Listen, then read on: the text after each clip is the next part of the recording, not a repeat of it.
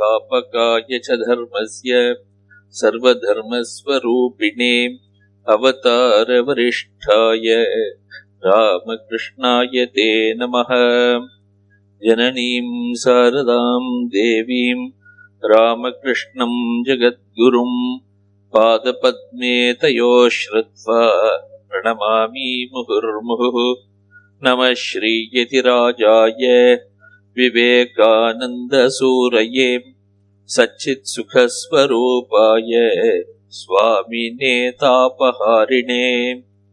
ॐ पार्थाय प्रतिबोधितां भगवता नारायणेन स्वयं व्यासेन ग्रथितां पुराणमुनिना मध्ये महाभारतम् अद्वैतामृतवर्षिणीं भगवतीम् अष्टादशाध्यायिनीम् अम्ब त्वामनुसन्दधामि भगवद्गीते भवद्वेषिणीम्।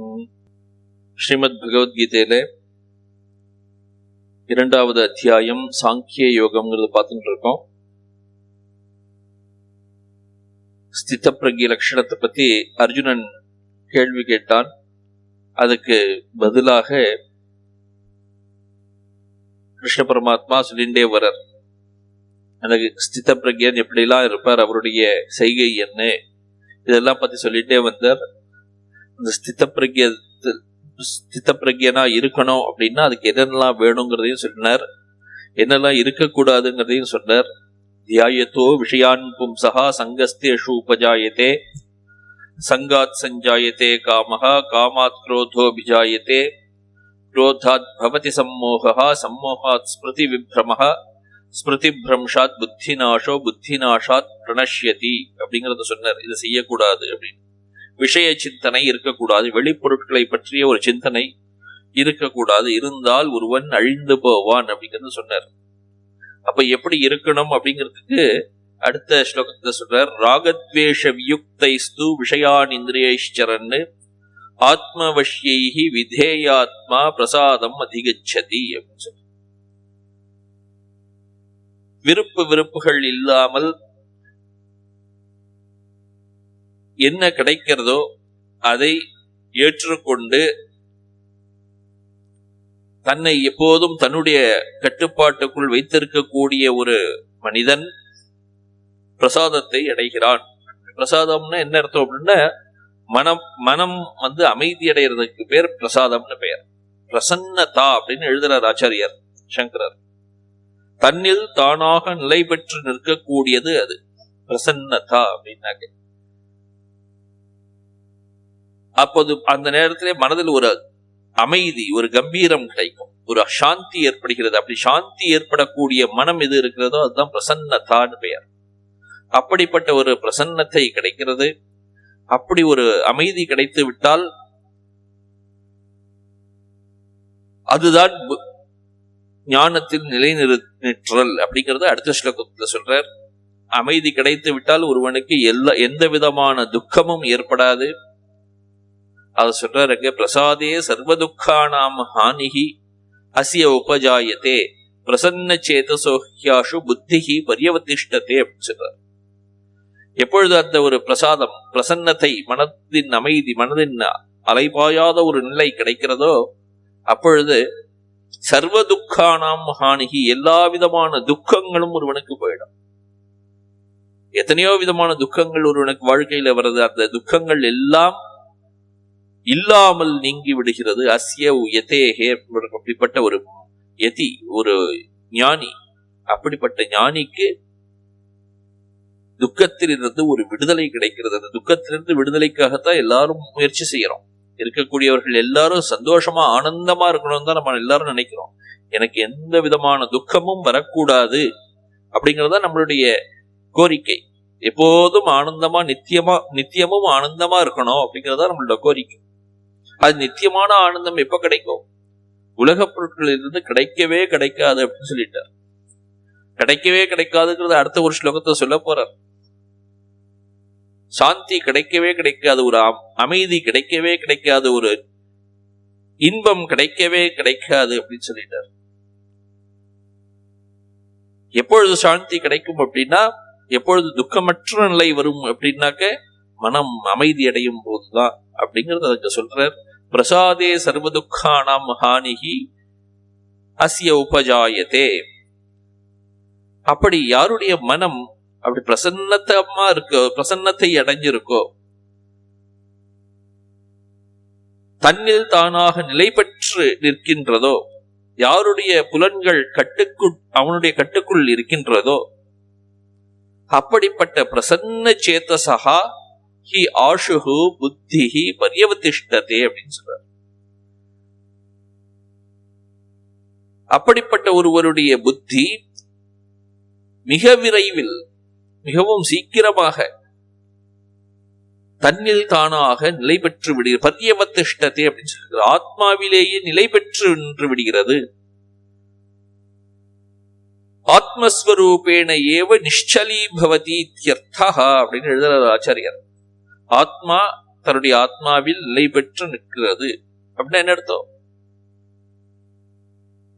ஆடாமல் அசையாமல் தன்னில் தானாக நிலை பெற்று நிறுத்தல் அப்படின்னா, வெளிப்பொருட்களில் எந்த ஒரு ஈடுபாடும் இல்லாமல் ஆத்மாராமனாக ஆகிவிடுகிறது. வெளிப்பொருட்களில் இருந்து அவனுக்கு இன்பமும் கிடையாது, துன்பமும் கிடையாது. தன்னில் நிலை பெற்று அதில் எப்போதும் ரமித்துக் கொண்டிருப்பவனாக ஆகிவிடுகிறான். அதுதான் உண்மையான ஒரு ஆனந்தம். அந்த ஆனந்தம், உள்ளே இருக்கக்கூடிய அந்த ஆனந்தம் தான் இருக்கிறதுலயே உண்மையான ஆனந்தம். மற்ற ஆனந்தங்கள் எல்லாம் உலக பொருட்களிலிருந்து வரக்கூடிய அது அப்படின்னு நம்ம நினைக்கிறோமே, அதெல்லாம் இந்த உள்ளே இருக்கக்கூடிய ஆனந்தத்தின் ஒரு சின்ன ஒரு பிரதிபிம்பம் தானே தவிர வேற எதுவும் கிடையாது. உள்ளே பெரிய ஆனந்தம் இருக்கிறது. அந்த ஆனந்தத்தின் ஒரு சின்ன திவலை, ஒரு மழை பெய்யறது, சாரல் அடிக்கிறதுன்னு வச்சுக்கோங்க, ஒரே ஒரு சாரல் உள்ள அடிச்சிடுறது. அது போல மழைங்கிறது ரொம்ப பெருசு, ஆனா பார்த்தாக்க ஒரே ஒரு சாரல் மட்டும் ரூம்ல அடிச்சிருக்கு. அது போல உள்ளே இருக்கக்கூடிய ஆனந்தம் மிக மிக மிக மிக பெருசு. அந்த ஆனந்தத்தின் ஒரே ஒரு திவலை இந்த உலகத்தில் இருக்கக்கூடிய எல்லா ஆனந்தங்களும். அத்தனை ஆனந்தங்களையும் சேர்த்தாலும் கூட இந்த ஆனந்தத்துக்கு ஈடு ஆகவே ஆகாது, ஒரு சொட்டுக்கு கூட ஆகாது. அப்படி இப்ப உள்ளே இருக்கக்கூடிய ஆனந்தம் பூரணமான ஆனந்தம். வெளியே இருக்கக்கூடிய ஆனந்தங்கள்லாம் பூரணம் கிடையாது.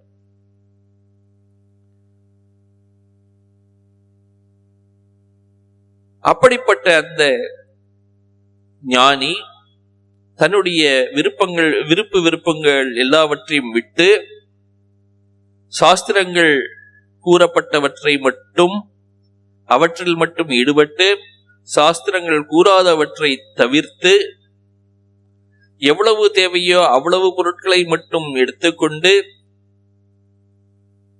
மிகுந்த தன்னடக்கத்துடன் இந்த உலகத்தை அனுபவிக்கிறான் அப்படி சொல்லு. ஏவம் பிரசன்ன சேதசா அவஸ்தித புத்தேஹே கிருதகிருத்யதா யதஹ தஸ்மாத் ராகத்வேஷ வியுக்தைஹி இந்திரியைஹி, ராகத்வேஷங்கள் இல்லாத இந்திரியங்களுடன், ராகத்வேஷங்களுடன் விருப்பு வெறுப்புகள் இல்லாமல் பொருட்களை அனுபவிக்கிறது அப்படின்னு சொல்லி. சாஸ்திர அவிருத்தேஷு அப்படின்னு சொல்லி, சாஸ்திரங்கள் ஒரு பொருளை இது தவிர்க்க வேண்டும் அப்படின்னு சொல்லியிருந்தா அதை தவிர்க்க வேண்டும். அப்படி சாஸ்திரத்துக்கு விரோதமாக இல்லாத பொருட்களை அனுபவிக்கிறான். எல்லா பொருட்களையும் எப்போதும் அனுபவிக்கிறது இல்லை. அவர்ஜனீயேஷு அப்படின்னு போட்டிருக்கு. பொருள் கிடைக்கிறது அப்படிங்கிறதுக்காக சாஸ்திரங்கள் தடுக்கவில்லை, அப்படிங்கிறதுக்காக எப்போதும் அனுபவிக்கவில்லை. அவர் எப்பொழுது தவிர்க்க முடியவில்லையோ அப்பொழுது மட்டும் அனுபவிக்கிறான் அப்படின்னு சொல்லி. அவர்ஜனீயேஷு யுக்தஹா அப்படின்னு போட்டிருக்கு. மிகுந்த தன்னடக்கத்துடன், மன அடக்கத்துடன், புலனடக்கத்துடன் சமாச்சரே திதி வாக்கியார்த்தா, அப்படிதான் பொருட்களை அனுபவிக்க வேண்டும். அப்படி அனுபவிக்கும் போது ஒருவனுக்கு எல்லா துக்கங்களில் இருந்தும் சாந்தி கிடைக்கிறது அப்படின்னு சொல்ற. அப்படிப்பட்ட அந்த பிரசாத நிலை, தன்னில் தானாக நிலை பெற்றிருக்கும் நிலை, மிகுந்த அமைதியுற்ற நிலை, சாந்தி நிலை, அது எப்படிப்பட்டது அப்படிங்கறத ஒரு கான்ட்ராஸ்ட் பண்ணி பார்க்கிறார்.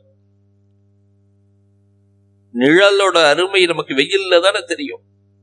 நிழல் எப்படிப்பட்டது அப்படின்னு சொல்லணும்னா ஒருவட வெயில்ல நிக்க வச்சு காட்டணும். அது போல இங்க சொல்றாரு. இந்த சாந்தி எப்படிப்பட்டது அப்படிங்கறத ஒருவனுக்கு சுகமில்லாத நிலை எப்படி ஏற்பட்டதுங்கிறத சொல்லுவதன் மூலம் அதை புகழச் செய்கிறார். சாயியம் பிரசன்னதா ஸ்தூயதே அப்படின்னு ஆரம்பிக்கிறார். அந்த அமைதியான நிலை எவ்வளவு உயர்ந்தது அப்படிங்கிறத அமைதியற்ற நிலையை காட்டி ஒரு புகழப் போகிறார். இங்க 66வது ஸ்லோகம். நாஸ்தி புத்திஹி அயுக்தஸ்ய நச அயுக்தஸ்ய பாவனா நச அபாவயதா சாந்திஹி அசாந்தஸ்ய குதஸ் சுகம் அப்படின்னு சொல்லிட்டு, யாருக்கு அந்த மன அமைதி இருந்ததோ அவனுக்கு சர்வ துக்கானாம் ஹானிகி அப்படின்னு சொன்னோம். எல்லா துக்கங்களில் இருந்தும் அவனுக்கு ஒரு விடுதலை கிடைச்சதுங்கிறத சொன்னோம். இந்த அடுத்த ஸ்லோகத்திலேயே சொல்லிட்டார், அமைதியற்றவனுக்கு ஏதப்பா ஆனந்தம்னு கேட்டுட்டார். அசாந்தஸ்ய குதஹா சுகம் அப்படின்னு.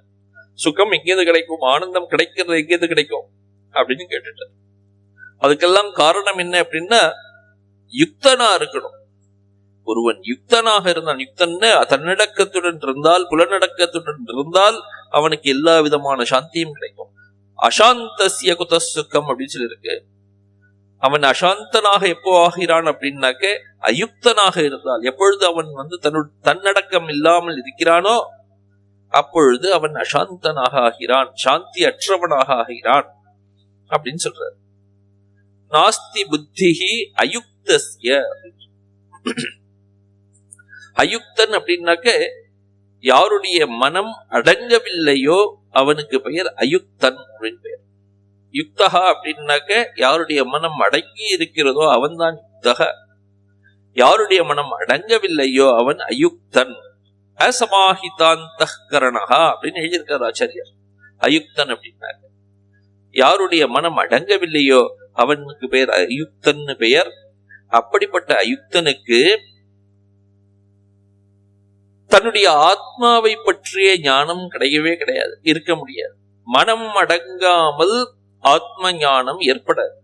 மனம் அடங்கலன்னு அர்த்தம், மனம் வெளியிலே இருக்கு அப்படின்னு அர்த்தம். வெளிப்பொருட்களை பார்த்து கொண்டிருக்கும் மனம், வெளிப்பொருட்களை பார்த்து கொண்டிருக்கும் வரை உள்ளே இருக்கக்கூடிய ஆத்ம ஞானம் கிடைக்காது.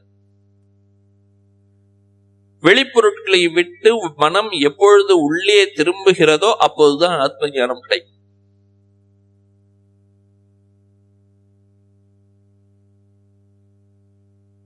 நம்முடைய மனமே இப்படிதான் படைக்கப்பட்டிருக்கு. வெளிப்பொருட்களை நோக்கி ஓடும்படிதான் இந்த மனம் படைக்கப்பட்டிருக்கு. யாரோ கஷ்டித் தீரகா பிரத்யேகாத்மானம் ஐக்ஷத் ஆவிருத்த சக்ஷு அமிர்தத்துவம் இச்சன் அப்படின்னு சொல்லி, யாரோ ஒருவன் தீரன், 1000 பேர்ல ஒருத்தர் சொல்றமே, அப்படி யாரோ ஒருவன் 1000 பேர்ல யாரோ ஒருவன் வெளியே பொருளே மனசை செலுத்தாமல் பிரத்யேகாத்மானம் ஐக்ஷத்து ஆவிருத்த சக்ஷு அப்படின்னு சொல்லிருக்கு. பிரத்யேகாத்மாவை அடைய வேண்டும் என்ற ஒரு விருப்பத்தினால் தனது மனதை வெளிப்புறம் இல்லாமல் உட்புறம் திருப்புகிறான். ஆவிருத்த சக்ஷு அப்படின்னு சொல்றாரு. திருப்பி விட்டு விடுகிறான், வெளிப்புறம் இல்லாமல் உட்புறமாக. அப்ப வெளிப்புறத்தில் இருக்கக்கூடிய எந்த ஒரு பொருளையும் அவன் பார்ப்பதில்லை.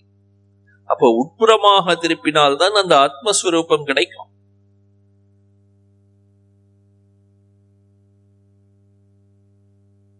லலிதா சஹஸ்ரநாமத்துல ஒரு நாமம் இருக்கு, அந்தர்முக சமாராத்யா பகிர்முக சுதுர்லபா. உள்ளே இருக்கக்கூடிய தேவி அந்தர்முக சமாராத்யா, அந்தர்முகமா உட்புறமாக யார் பார்க்கிறார்களோ அவர்களால் வழிபடப்படுகிறாள் அவள் அந்த தேவி. பகிர்முக சுதுர்லபா, பகிர்முகம்னா வெளியே பார்க்கக்கூடியவன், வெளியே புறப்பொருளில் தேடுபவனுக்கு அவளை கண்டுபிடிக்க முடியாது. சுதுர்லபா அப்படின்னு அடையவே முடியாதான். அப்படிப்பட்டது ஆத்மாவை அடைய வேண்டும் என்றால் உள்ளே திரும்ப வேண்டும். அப்படி திரும்பாதவனுக்கு, அயுக்தனுக்கு ஆத்மஸ்வரூப விஷயத்தில் ஞானம் இல்லை. நாஸ்தி புத்திஹி அயுக்தஸ்ய ஆத்மஸ்வரூப விஷயா புத்திஹி நாஸ்தி அப்படின்னு சொல்லிட்டார். ஆத்மஸ்வரூபத்தை பற்றிய ஞானம் வெளிப்பொருட்களை பார்ப்பவனுக்கு கிடையாது. நச்ச அயுக்தஸ்ய பாவனா அப்படின்னு அடுத்த பதம். அப்படி வெளியே பார்ப்பவனுக்கு, இந்திரியங்களை தன்னுடைய கட்டுப்பாட்டில் வைத்தில்லாமல் இருப்பவனுக்கு பாவனையும் கிடையாது அப்படின்னு சொல்லிட்டார். பாவனை அப்படின்னா அந்த ஆத்மாவை பற்றிய எண்ணங்கள். நான் அந்த ஆத்மாவை பார்க்க வேண்டும், அதை அடைய வேண்டும், அதுதான் என்னோட லட்சியம் அப்படிங்கிற ஒரு எண்ணங்கள். அதிலே ஒரு ஸ்ரத்தை ஏற்படும். அந்த ஸ்ரத்தை ஏற்படாமல் போய்விட்டது. ஆத்ம ஞான அபினிவேஷா நாஸ்தி அப்படின்னு போட்டார். அந்த ஆத்ம ஞானத்தை அடைவதற்கு உண்டான ஸ்ரத்தையே ஏற்படாது. வெளியே இருக்கக்கூடிய பொருட்களை பார்ப்பவனுக்கு உள்ளே இருக்குன்னே தெரியாது. இருக்குன்னு தெரிந்தால்தானே அவனுக்கு உள்ளே போக வேண்டும்னு ஒரு எண்ணம் வரும்.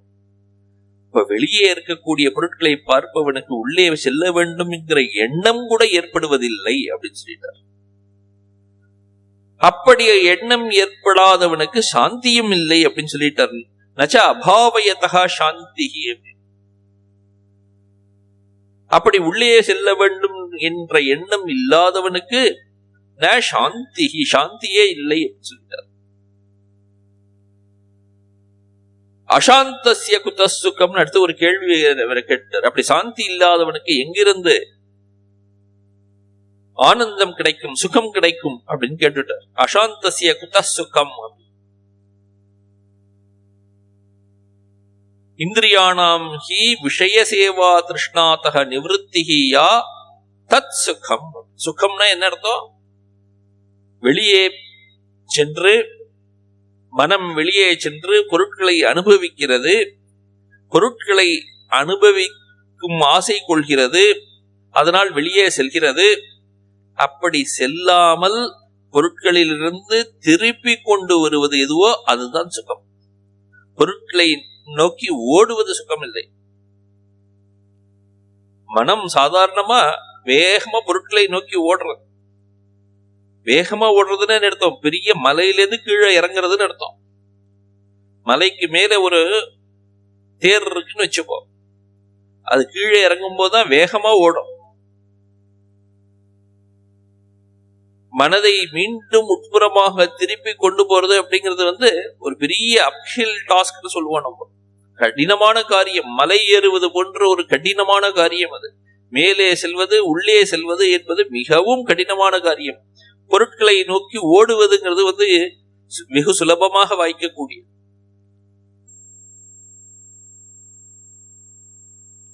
அப்படி ஓட விடாமல் எப்பொழுது மனதை திருப்புகிறோமோ அதுதான் சுகமானது அப்படின்னு சொல்றார் ஆச்சாரியார். மனதை வெளியே ஓட விடுவது சுகம் கிடையாது. ந விஷய விஷயா திருஷ்ணா சுகம். விஷயங்களை பற்றிய, பொருட்களை பற்றிய ஆசையினால் மனம் வெளியே ஓடுகிறதே, அப்படி ஓடுவது வெறும் சுகம் கிடையாது. ஏனென்றால் அது துக்கம் தான் அப்படிங்கிற. துக்கமேவ ஹிசா அப்படிங்கிறது, அது துக்கம் தான். இந்த இதுக்கெல்லாம் ஒரு ஆச்சாரியருடைய பாஷ்யத்துக்கு இன்னொரு டீக்காயெல்லாம் எழுதியிருக்கு. இன்னொரு பாஷ்யம் சப் கமெண்ட்ரி எல்லாம் நிறைய பேர் எழுதியிருக்காரு. அதுல ஒருத்தர் கேட்கிறார், ஆமா நம்ம ஒரு பொருளை விரும்புகிறோம், மனம் அதை நோக்கி போகிறது, அது கிடைச்சதுன்னா அது சுகம் தானே, கிடைக்காமல் போனா துக்கம் பரவாயில்ல ஒத்துக்கிறேன், கிடைச்சதுன்னா சுகம் தானே இல்லையா அப்படின்னு கேட்கிறார். கேட்டதுக்கு அவரே பதிலும் சொல்றாருங்க. ஒருவனுக்கு தனம் வேண்டும் என்ற ஒரு ஆசை இருக்கிறது, இன்னும் இன்னும் வேண்டும் அப்படின்னு. அவனுக்கு தனம் கிடைத்து விட்டது அப்படின்னாக்கா அவனுடைய ஆசை நிவர்த்தியாகி விடுகிறதா, பூரணமடைந்து விடுகிறதான்னு ஒரு கேள்வி கேட்கிறார். வேண்டும் என்ற ஆசை எப்பொழுது பூரணமாகிறதோ அதுதான் சுகம். பூரணமாகாமல் போச்சுன்னா ஆசை அது இன்னும் கொழுந்து விட்டு எரிஞ்சுட்டே இருக்குன்னு அர்த்தம். அது மட்டும் எரியல, அது நம்மளையும் சேர்த்து எரிக்க போகிறது. அப்ப அது எப்படி சுகம்னு சொல்ல முடியும்னு அவரே பதில் சொல்றார். இந்த உலகத்தில் இருக்கக்கூடிய எந்த பொருளை நாம் பெற்றுக்கொண்டாலும், எவ்வளவு பெற்றுக்கொண்டாலும் அதனால் நமக்கு ஆசை அடங்கி விடாது.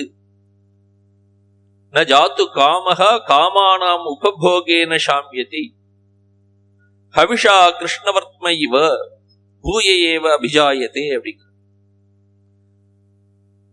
யயாதின்னு ஒரு மன்னன் இருந்தான். மகாபாரதத்துல மிகவும் பிரசித்தமான ஒரு மன்னன் யயாதி பெயர்.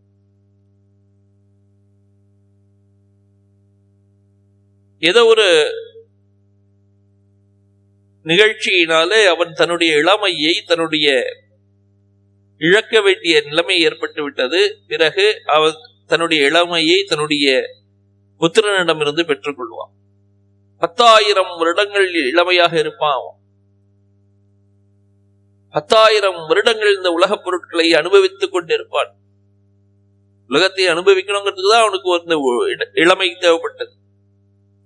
10,000 வருடங்கள் அனுபவித்த பிறகும் அப்புறம் தான் யோசிக்கிறான், ஆஹா இவ்வளவு அனுபவிச்சேனே, இருந்தாலும் இந்த பொருட்களில் ஒரு ஆசை போகவில்லையே, நாமும் தான் எவ்வளவோ அனுபவிக்கிறோம். நம்ம யோசிக்கிறோமா? யோசிக்கணும். யோசிச்சாதான் நல்லது. எவ்வளவு சீக்கிரமா யோசிக்கிறோமோ அவ்வளவுக்கு சீக்கிரம் நல்லது. விடுவதற்கு ஒரு சாதனம் அது. அதுதான் மனதை திரும்பி திரும்பி கேள்வி கேட்பதனுடைய தாற்பயமே அதுதான். தியானம் பண்ணும்போது நம்ம யோசிக்கணும், இதெல்லாம் இந்த பொருட்களை எல்லாம் நாம் அனுபவித்தமே, அதனால் நான் பூரணத்துவத்தை அடைந்து விட்டேன் நான் கேள்வி கேட்கிறேன். பூரணத்துவத்தை அடையாத வரை ஒருவனுக்கு அந்த சாந்தி கிடையாது. இவருக்கு 10,000 வருடங்கள் கழிச்சுதான் இந்த ஒரு ஞானம் வந்தது. கேள்வி கேட்டுக் கொள்கிறார். கடைசியில் அவருக்கே பதில் வருது உள்ளே, ந ஜாத்து காமஹா காமானாம் உபபோகேன சாம்யதி. காமங்களை அனுபவிப்பதன் மூலம் வேண்டிய ஆசைகளை எல்லாம், ஆசைகள் தீர அனுபவிக்கிறோம்னு சொல்றமே, ஆசைகள் தீர்மானம் அனுபவிப்பதனால் ஆசை தீருவதில்லை. அதுக்கு உதாரணம் சொல்றார். நெருப்பு எரிந்து கொண்டிருக்கிறது, ஆசைங்கிற நெருப்பு எரிந்து கொண்டிருக்கிறது. அந்த நெருப்பிலே நெய்யை ஊற்றி அணைக்க முடியுமா? எவ்வளவுக்கு எவ்வளவு நெய் ஊற்றுகிறோமோ அவ்வளவுக்கு எவ்வளவு அது எரியத்தான் போகிறது. அதனால் நெய் ஊற்றுவதை நிறுத்த வேண்டும். காமங்களை அனுபவிப்பதன் மூலம் காமங்கள் அழிவதில்லை, காமங்களை அனுபவிப்பதை நிறுத்த வேண்டும் அப்படின்னு அவருக்கு தெரியும்.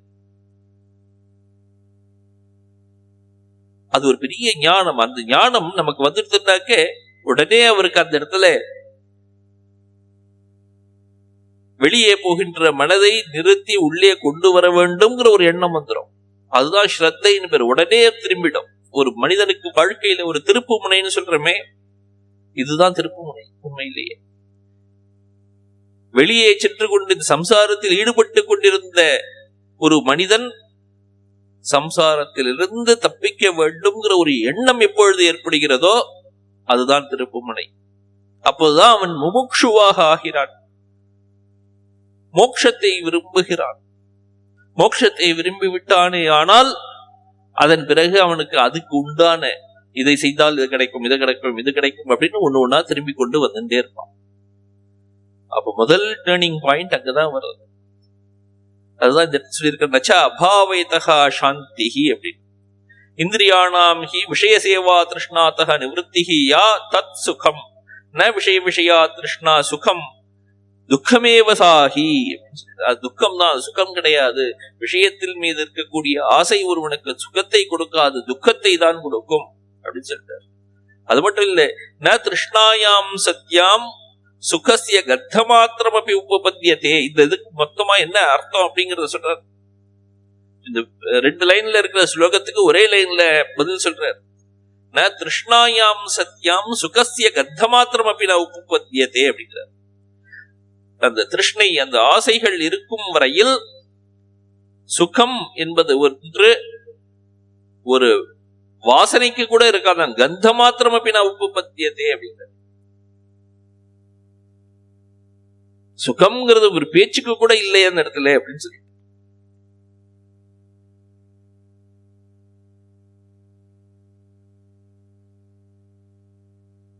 அப்படிப்பட்ட அந்த யார் ஒருவன் அப்படி அந்த புலனடக்கம் இல்லாமல் இருக்கிறானோ அவனுக்கு ஆத்ம விஷயத்தில் புத்தியும் இல்லை, அவன் ஆத்மாவை அடைய வேண்டும் என்ற எண்ணமும் இல்லை.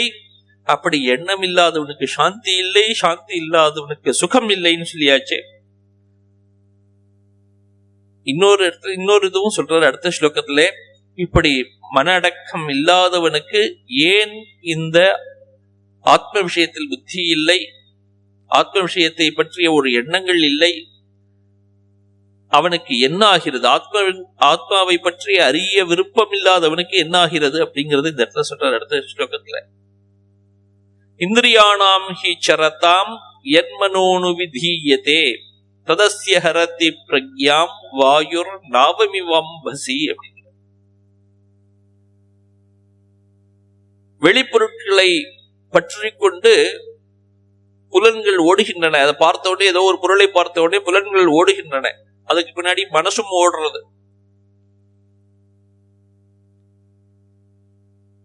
என்ன ஆகும்? இவனுக்கு எந்த ஆத்மாவை பற்றி ஏதோ கொஞ்சம் கொஞ்சம் இருக்கிற ஞானத்தையும் சேர்த்து அடித்து கொண்டு சென்று விடும்.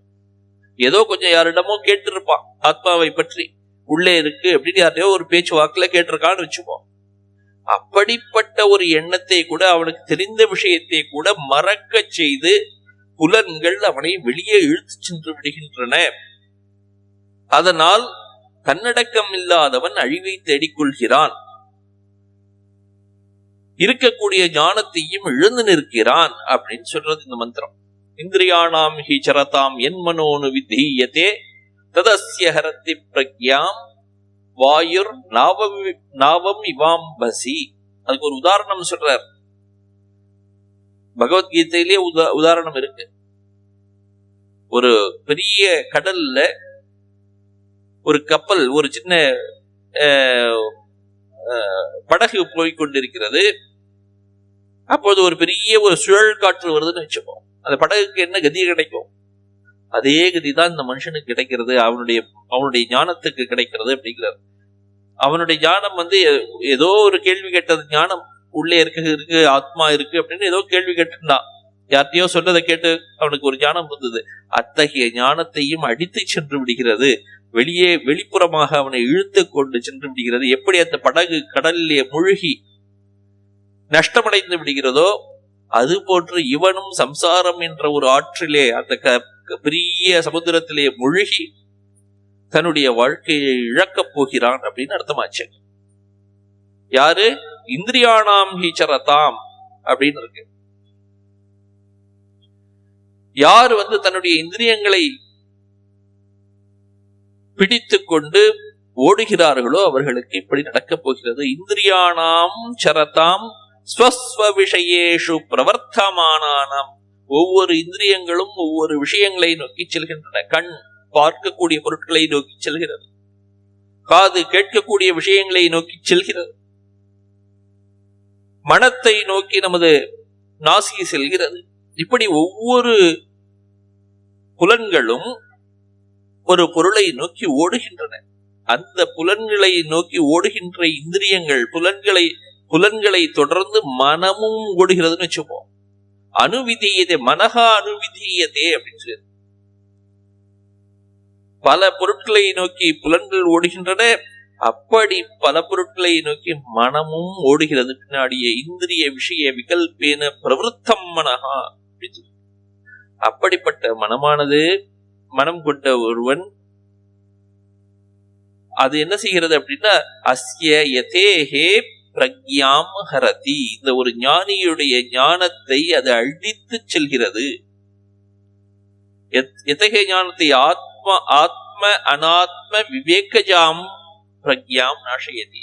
ஏதோ கொஞ்சமாவது அவருக்கு இது நிலையானது, இது நிலையற்றது அப்படின்னு ஒரு கொஞ்சம் ஞானம் வந்திருக்கும்னு வச்சுப்போம். உலக பொருட்கள் எல்லாம் அனித்தியமானவை, இறைவன் ஒருவரே நித்தியமானவர்.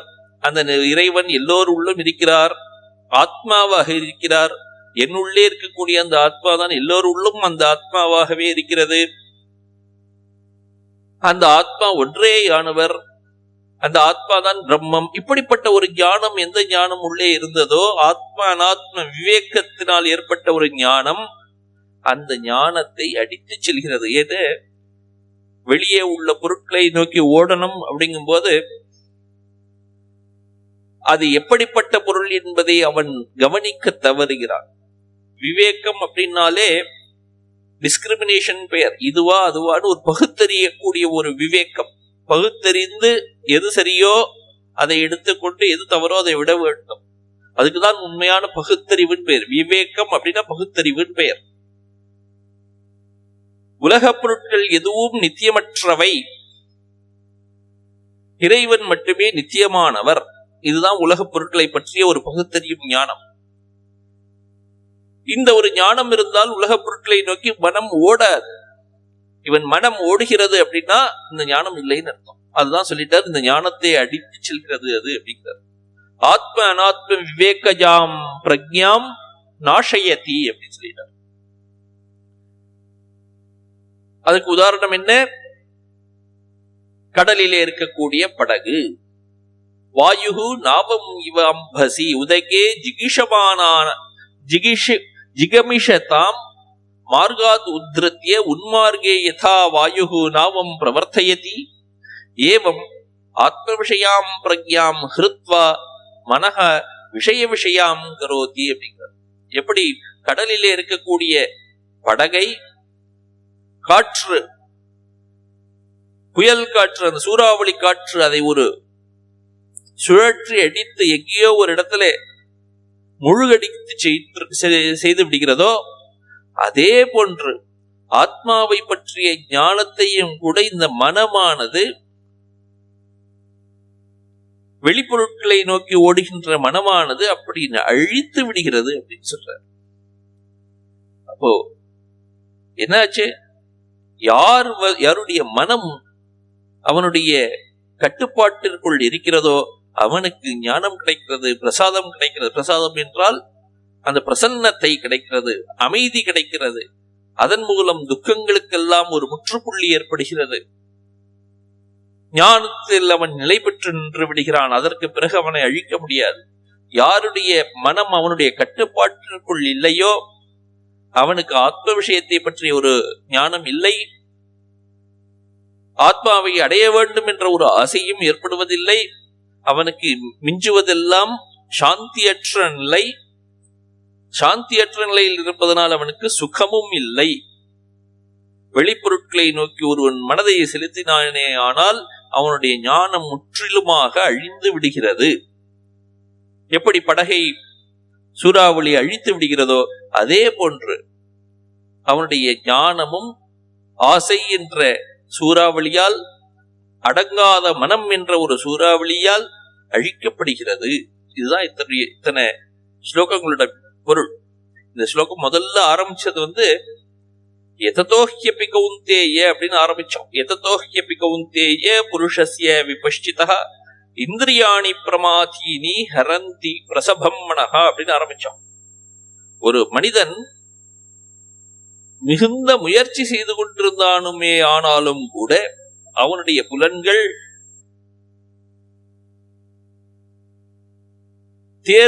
தேரிலே கட்டப்பட்ட குதிரைகளை போன்றவை. அதை அடக்காத வரை அவனுடைய மனதை அவை இழுத்துச் செல்கின்றன. பிரமாதீனி ஹரந்தி பிரசபம் மனஹா அப்படின்னு சொல்றோம். மிகவும் பலம் பொருந்தியவை அவை, மனதை இழுத்துச் செல்லக்கூடிய ஆற்றல் படைத்தவை அவை. அதை எப்படியாவது அடக்க வேண்டும்ங்கிறது அங்க ஆரம்பிச்சது. அப்படி ஆரம்பிச்சு அடக்கினால் அவனுக்கு என்ன லாபம், அடக்காமல் போனால் என்ன நஷ்டம் அப்படிங்கறதெல்லாம் இதுவரை சொல்லி வந்தார். இப்படி சொல்லி வந்தது இப்ப அடுத்த ஸ்லோகத்தோட முடிக்க போறார். தஸ்மாத் யஸ்ய மகாபாஹோ நிகிருஹீதானி சர்வஷஹ இந்திரியாணி இந்திரியார்த்தேப்யஹ தஸ்ய பிரக்ஞா பிரதிஷ்டிதா அப்படின்னு சொல்லி முடிக்கிறார். யாருடைய மனம், தஸ்மாத் யஸ்ய இந்திரியாணி நிகிருஹீதானி, யாருடைய மனம், யாருடைய புலன்கள் அடக்கப்பட்டு விட்டனவோ. எங்கிருந்து அடக்கப்பட வேண்டும்? வெளிப்பொருட்களிடம் செல்லாமல் இந்த இந்திரியங்கள் அடக்கப்பட்டிருக்க வேண்டும். இந்திரியார்த்தேப்யா, வெளியிலே இருக்கக்கூடிய பொருட்கள், சப்த ஸ்பர்ஷ ரூப ரசகந்தாக இருக்கக்கூடிய எல்லா பொருட்களிலிருந்தும் யாருடைய இந்திரியங்கள் நிகிருஹீதானி அடக்கப்பட்டு விட்டனவோ அத்தகைய ஞானியின் ஞானம் நிலையானது, பிரக்ஞா பிரதிஷ்டிதா அப்படின்னு சொல்றார். அவன் தான் ஸ்தித பிரக்யன் அப்படின்னு இந்த இடத்துல சொல்லிட்டார். யாருடைய மனம் தன்னுடைய கட்டுப்பாட்டிற்குள் இருக்கிறதோ அவன் ஸ்தித பிரக்யன். யாருடைய மனம் ஒருவருடைய கட்டுப்பாட்டில் இல்லையோ அவன் ஸ்தித பிரக்யன் கிடையாது. இதுதான் இந்த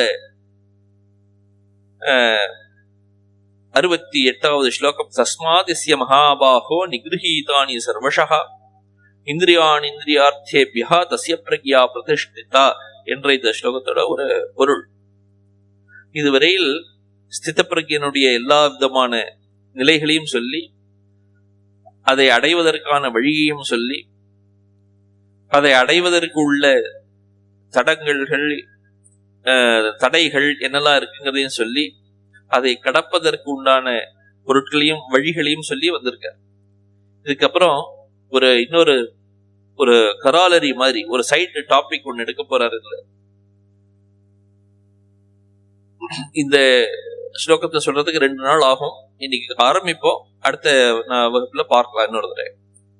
யானிஷா சர்வபூதானாம் தஸ்யாம் ஜாகிரதி சம்யமி யஸ்யாம் ஜாகிரதி பூதானி சானிஷா பஷ்யதோ முனேஹே. பொதுவா என்ன அர்த்தம் அப்படின்னாக்க, எல்லோருக்கும் எப்போது இரவாக இருக்கிறதோ அப்போது ஞானிக்கு பகல், அப்போது ஞானி முழித்துக் கொண்டிருக்கிறான். எப்போது எல்லோரும் முழித்துக் கொண்டிருக்கிறார்களோ அப்பொழுது அது ஞானிக்கு இரவாக இருக்கிறது. இதுதான் இந்த இதோட பொருள். நமக்கு என்ன புரிஞ்சது? இதுக்கும் முன்னாடி சொன்ன ஸ்லோகங்களுக்கும் என்ன தொடர்பு? அதனால இருக்கக்கூடிய பதங்களுக்கெல்லாம் அப்படியே நம்ம அர்த்தத்தை எடுத்துட்டாக்க, ஒரு பொருளை எடுத்துக்கொண்டால் இவ்வளவுதான் புரியும். எல்லா உயிரினங்களும் எல்லா உயிரினங்களுக்கும் எப்பொழுது இரவோ அப்பொழுது ஞானி முழித்துக் கொண்டிருக்கிறான். இதுல என்ன இருக்கு? ஒண்ணும் தெரியலையே. அதே போல எல்லா உயிரினங்களும் எப்பொழுது முழித்துக் கொண்டிருக்கின்றனவோ அப்பொழுது ஞானிக்கு இரவு அப்படின்னு. ஆக இருக்கக்கூடிய பதங்கள் எல்லாவற்றுக்கும் ஏதோ வேற ஒரு பொருள் இருக்க வேண்டும். அது என்ன பொருள் அப்படிங்கறத புரிஞ்சுக்கிறதுலதான் நம்மளுடைய இந்த ஸ்லோகத்தோட அர்த்தத்தையே நம்மளால புரிஞ்சுக்க முடியும். இதுக்கு ஒரு அவதாரிக்கை வச்சிருக்கார் ஆச்சாரியர். அவதாரிக்கைன்னு ஒவ்வொரு ஸ்லோகத்துக்கும் ஒரு முன்னாடி ஒரு முன்னுரை மாதிரி சின்னதா எழுதுவார். இந்த ஸ்லோகம் எங்கேருந்து வந்திருக்கு, எதற்காக இந்த ஸ்லோகம் இங்க வந்திருக்கு, முன்னாடி இருக்க ஸ்லோகத்துக்கும் இந்த ஸ்லோகத்துக்கும் என்ன தொடர்பு, அதெல்லாம் அந்த இடத்துல அவதாரிக்கையை பார்த்தா தெரியும். இப்ப இந்த இடத்துல எழுதியிருக்கார் அவதாரிக்கை. அயம் லௌகிகா வைதிகா ச வியவஹாரஹா யஹ சஹ உத்பன்ன விவேக ஞானஸ்ய ஸ்தித பிரக்யஸ்ய நிவர்த்ததே அவித்யா காரியத்வாத் அவித்யா நிவர்த்தௌ நிவர்த்ததே.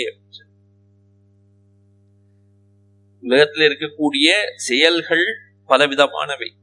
ஒருவன் சாதாரணமா அலுவலகத்துக்கு செல்கிறான், வேலைகளை செய்கிறான், சம்பளம் பெறுகிறான், வீட்டை கவனித்துக் கொள்கிறான். இப்படி பலவிதமான செயல்கள் இருக்கு. இதெல்லாம் லௌகிகமான உலகியல் செயல்கள். அதை தவிர இன்னொன்று இருக்கு வைதிகமான செயல்கள். கோவிலுக்கு செல்கிறான், கோவிலுக்கு அங்க பூஜைகள் செய்கிறான், அர்ச்சனை செய்கிறான். இதெல்லாம் வைதிகமான விவகாரங்கள்.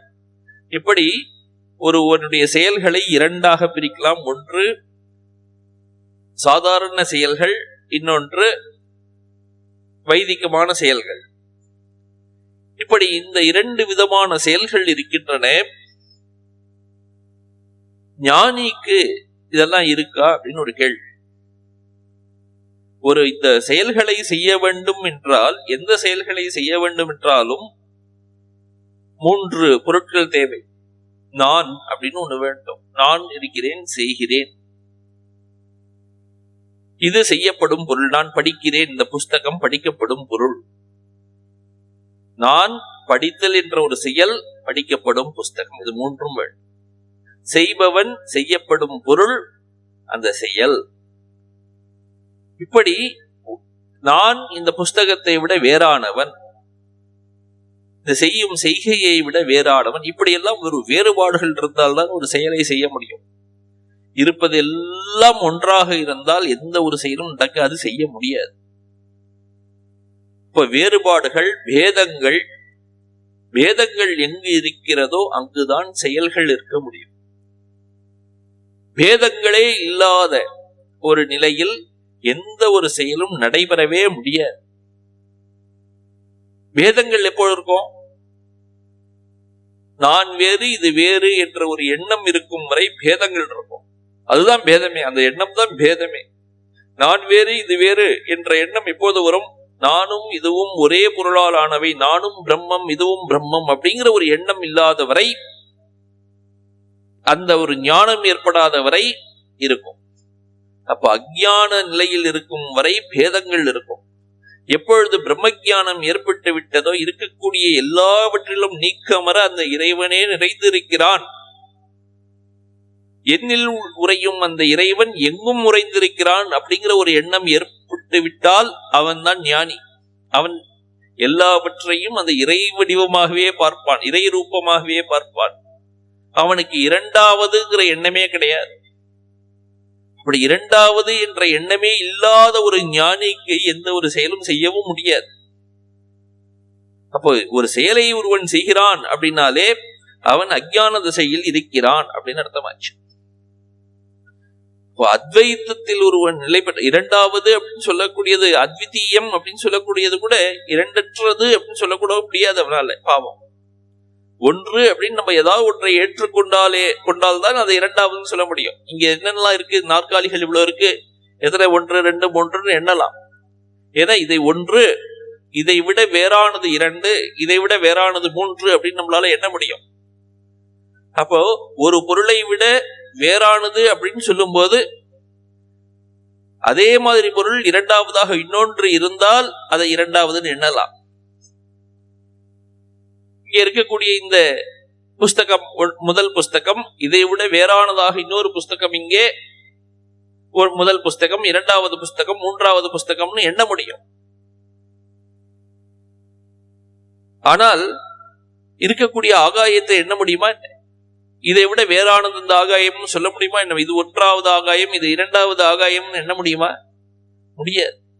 இப்போ இரண்டாவதுன்னு சொல்லணும் என்றால் முதலாவதை ஒரு எல்லைக்குட்படுத்த வேண்டும். எல்லைக்குட்படாதது இந்த ஆத்மா, ஆகாயமே எல்லைக்குட்படாதது, அதையே இரண்டாவதுன்னு சொல்ல முடியாது. இந்த ஆத்மாவை இரண்டாவதுன்னு சொல்ல முடியுமா? இரண்டாவது ஆத்மான்னு சொல்ல முடியாது, இரண்டற்றதுன்னு கூட சொல்ல முடியாது. ஒண்ணுன்னு நம்ம ஏற்றுக்கொண்டால் அதை இரண்டற்றதுன்னு சொல்லலாம். ஆச்சாரியர் சங்கரர் காலடியிலிருந்து நேரா நர்மதை தீரத்துக்கு போறார். அங்க கௌடபாத கோவிந்த பகவத்பாதரை போய் பார்க்கிறாரு. அவர் கேட்கிறார், யாருப்பா நீ, எங்கேருந்து வந்திருக்கே? அவரும் பாவம், யாரு பேசினதே கிடையாது, அவரும் தியானத்திலேயே இருந்தவர். அவர் இந்த ஒரு தகுதி வாய்ந்த ஒரு பெரிய ஒரு துறவி ஒருத்தர் வந்திருக்கார் அப்படி தெரிஞ்சு, தகுதி வாய்ந்த ஒரு பிரம்மச்சாரி வந்திருக்கார், இவர் ஏதோ பெரிய காரியத்தை செய்யறதுக்கு சாதிக்கிறதுக்காக வந்திருக்கார் அப்படி தெரிந்த உடனே அவர் தன்னுடைய சமாதி நிலையிலிருந்து இறங்கி வரார். வந்து கேட்கிறார், யார் நீ அப்படி.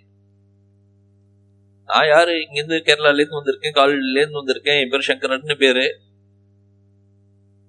வேதங்கள்லாம் படிச்சிருக்கேன், இப்படிதானே சொல்லட்டும். நம்மள கேட்டா அப்படிதான் சொல்லுவோம். அவர் சொல்றார்,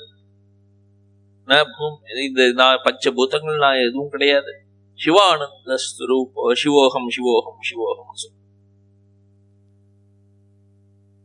ஆத்ம வடிவமாக இருக்கக்கூடிய அந்த நான் அப்படிங்கறது சொல்ற, நான் ஆத்ம வடிவமாக இருக்கிறேன் அப்படின்னு சொல்லிடுறாரு எல்லா இடத்துலையும்.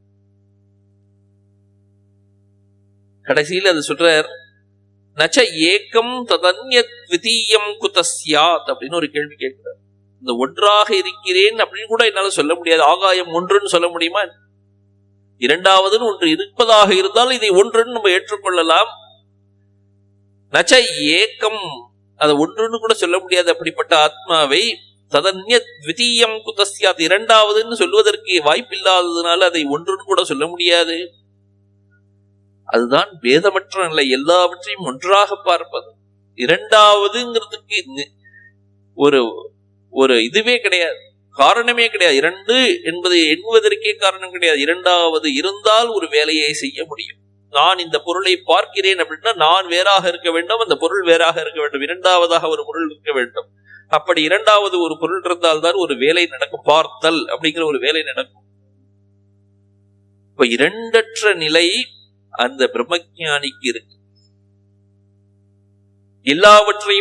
எல்லாவற்றையும் பிரம்மமாக பார்க்கும் நிலை பிரம்மஞானிக்கு.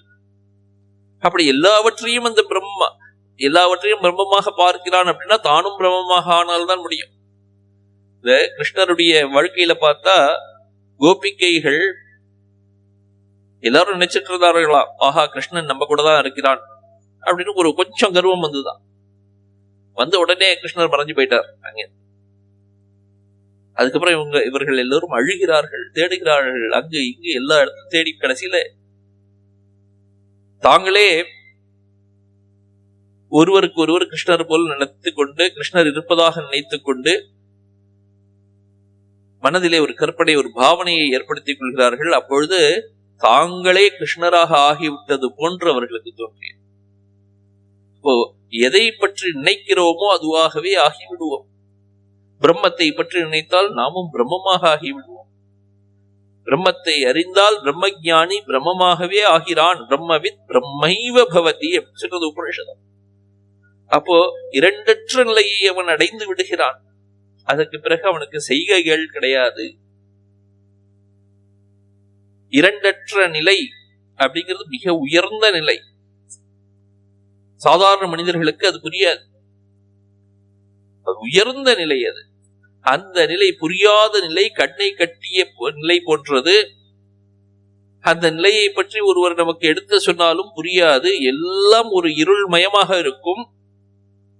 ஞானிக்கு அதுதான் உயர்ந்த நிலை, அவனுக்கு புரிந்த நிலை. ஞானிக்கு அதுதான் புரியும்.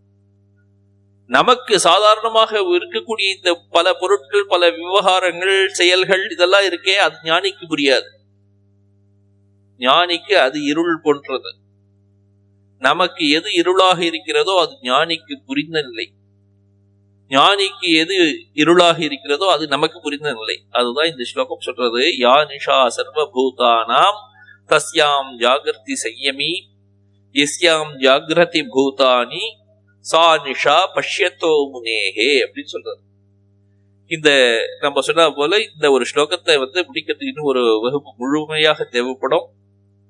நம்ம இதை அடுத்த வகுப்பிலே தொடரலாம். ஓம் சாந்தி சாந்தி சாந்தி. ஹரி ஓம் தத்சத். ஸ்ரீராம கிருஷ்ணார்ப்பணமஸ்து.